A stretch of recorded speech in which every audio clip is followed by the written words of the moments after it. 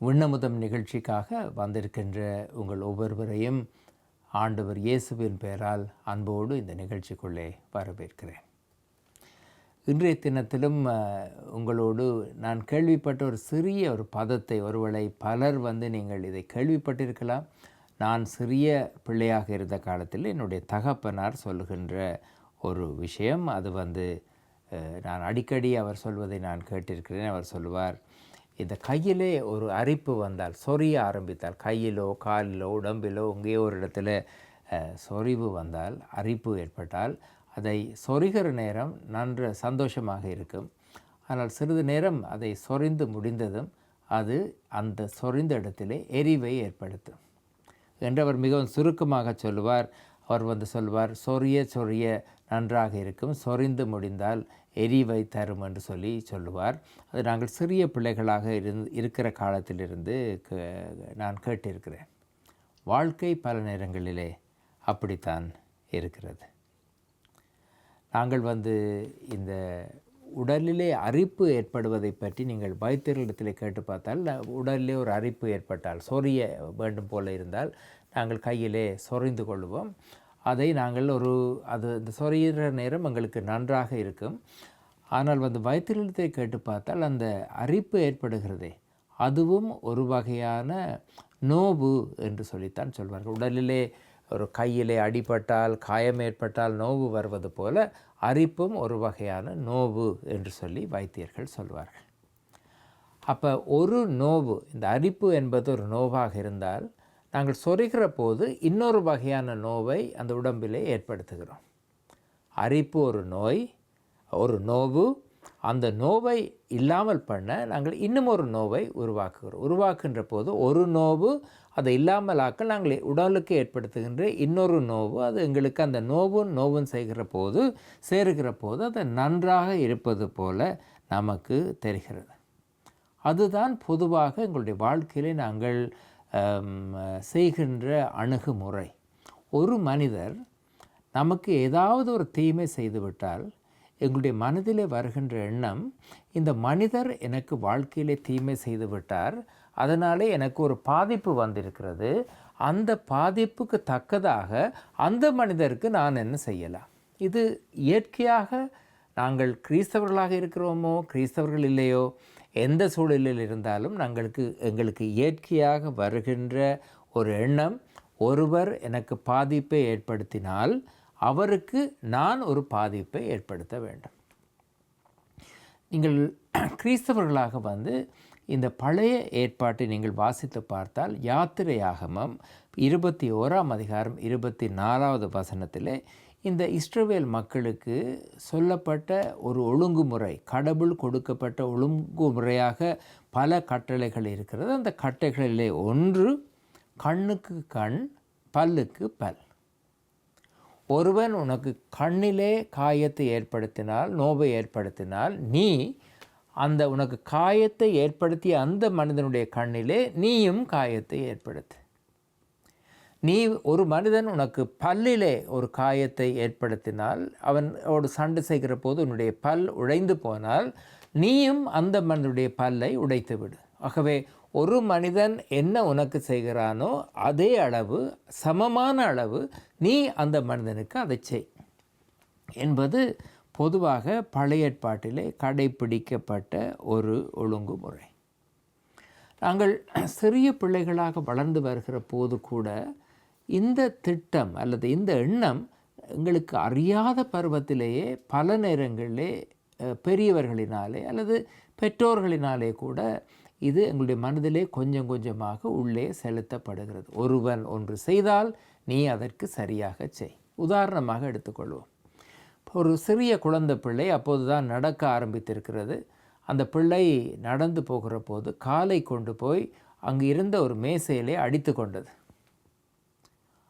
கொண்டதும் அந்த பிள்ளை அந்த கால் மேசையிலே அடித்ததுனால இந்த பிள்ளை கீழே உட்கார்ந்து இந்த பிள்ளை வீர் வீர் என்று சொல்லி சத்தம் போட்டு அந்த பிள்ளை அழுகிறது.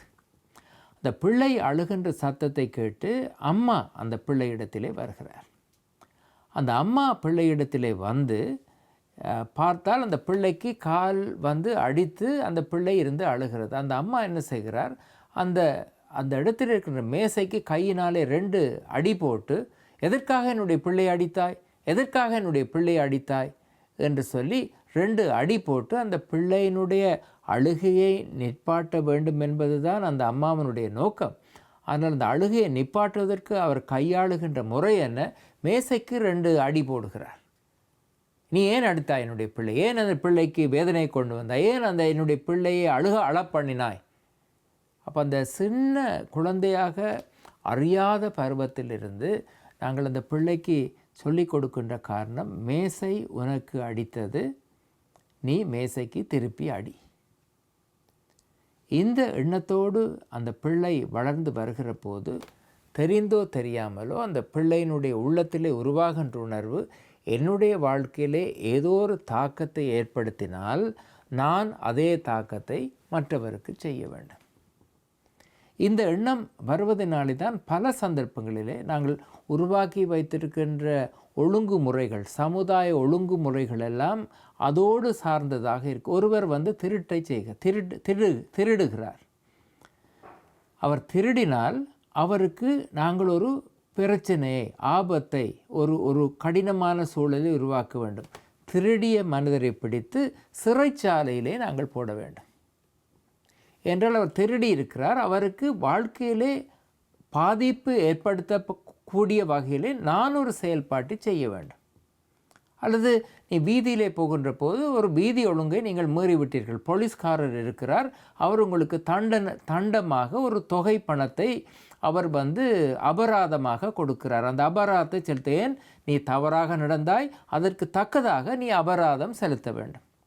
இது உங்களுடைய மனித வாழ்க்கையின் ஒழுங்குமுறையாக நாங்கள் ஏற்றுக்கொள்ளப்பட்ட நீதி என்று சொல்லப்படுகின்ற விதத்திலே கூட ஏற்றுக்கொள்ளப்பட்ட ஒரு ஒழுங்கு முறையாக இருக்கிறது. நாங்கள் எல்லோரும் ஆண்டவர் இயேசு என்று சொல்லுகிறோமே, அவர் இந்த ஒழுங்குமுறையை அவர் சவாலுக்கு உட்படுத்தினார். முழு மனிதனுடைய வாழ்க்கையிலும் சமுதாய வாழ்க்கையிலும் இதை அவர் சவாலுக்கு உட்படுத்தினார். மத்தேயு 5வது அதிகாரம் 38 39 வரையும் பார்த்தால் அவர் சொல்லுகிறார், கண்ணுக்கு கண், பல்லுக்கு பல் என்று நீங்கள் கேள்விப்பட்டிருப்பீர்கள். ஆனால் உங்களுடைய வாழ்க்கையிலே தீமை செய்கிறவனுக்கு நீங்கள் எதிர்த்து நிற்க வேண்டாம். உனக்கு ஒருவன் வலது கன்னத்திலே அடித்தால் அவனுக்கு இடது கன்னத்தையும் நீ திருப்பிக் கொடு. இந்த சமுதாயம் சரி என்று நினைத்து வைத்திருந்த ஒழுங்குமுறைகள், மனித வாழ்க்கையிலே நாங்கள் இப்படித்தான் வாழ வேண்டும் என்று நினைத்து வைத்திருந்த ஒழுங்குமுறைகளை இயேசு சவாலுக்கு உட்படுத்தினார். ஒருவன் உனக்கு வாழ்க்கையிலே ஒரு நோவை ஏற்படுத்தினால் நீ அந்த மனிதனுடைய வாழ்க்கையிலே நோவை உருவாக்குவது தீர்வாக அமையாது. அதிலும் பார்க்க இதை காணக்கூடிய, அணுகக்கூடிய வித்தியாசமான அணுகுமுறை இருக்கிறது. அந்த வித்தியாசமான அணுகுமுறையை நீ பயன்படுத்துகின்ற போது உனக்கு நோவை உருவாக்கி மனிதனுடைய வாழ்க்கையிலே மாற்றத்தை ஏற்படுத்த முடியும் என்பது இயேசுவினுடைய அணுகுமுறை. நாங்கள் கிறிஸ்தவர்கள் என்று சொல்லுகிறோம், ஆலயத்திற்கு போகிறோம், கிறிஸ்தவர்கள் பெயர்களை வைத்திருக்கிறோம், கிறிஸ்தவ வாழ்க்கை வாழுகிறோம். ஆனால் இயேசு சொன்ன அணுகுமுறையை கடைபிடிப்பது என்பது எங்களுக்கு ஒரு கடினமான அனுபவம். தீமைக்கு நீ தீமை செய்யாதே. ஒருவன் துன்பம் ஏற்படுத்தினால் அவனுக்கு துன்பத்தை ஏற்படுத்தாதே. இதை கேட்டுக்கொண்டிருக்கிற நாம் இந்த வட்டத்தை உடைத்தாலே ஒழிய இந்த உலகத்தில் இருக்கிற இந்த வட்டம் ஒருபோதும் உடைக்கப்பட போவதில்லை. நானோ மற்றவர்களோ தீமைக்கு தீமை செய்ய விரும்புகிறோம். ஆனால் நான் அப்படி செய்ய மாட்டேன். அப்படியான ஒரு சிந்தனையை ஆண்டவர் இயேசு நமக்கு தருகிறார். சிந்தித்து பார்க்க அழைக்கப்படுகிறோம். ஆண்டவர் தாமே நம்மை ஆசீர்வதிப்பாராக. ஆமென்.